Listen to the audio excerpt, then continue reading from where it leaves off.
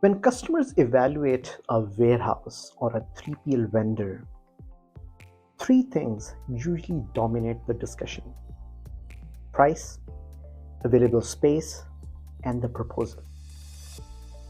In my experience, those three are also the weakest predictors of whether the partnership will actually work.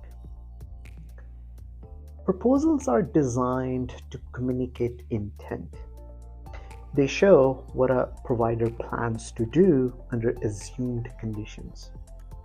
They're clean, structured, and optimistic. But operations rarely behave the way proposals describe. Most proposals assume stable volumes, predictable flows, and limited exceptions. Real warehouses operate in exactly the opposite environment. That's why customers who rely too heavily on proposals often feel surprised later. Not because anyone misled them intentionally, but because proposals don't capture how an operation behaves under pressure.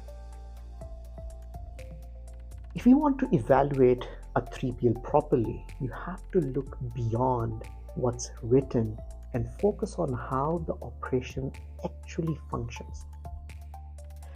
The first thing I encourage customers to evaluate is process maturity.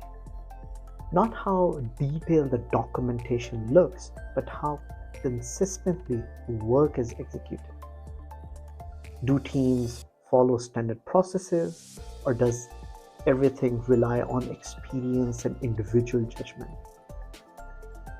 The second area is execution handling. Things will go wrong, and they do go wrong. Orders will change, volumes will spike, systems will fail. What matters is how quickly issues are identified, communicated, and resolved, and who owns those decisions. Another critical area is governance.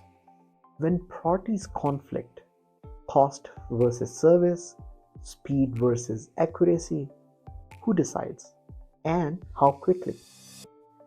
Lack of clarity here is one of the biggest causes of friction in 3PL relationships. One of the most effective evaluation tools is a simple warehouse walk.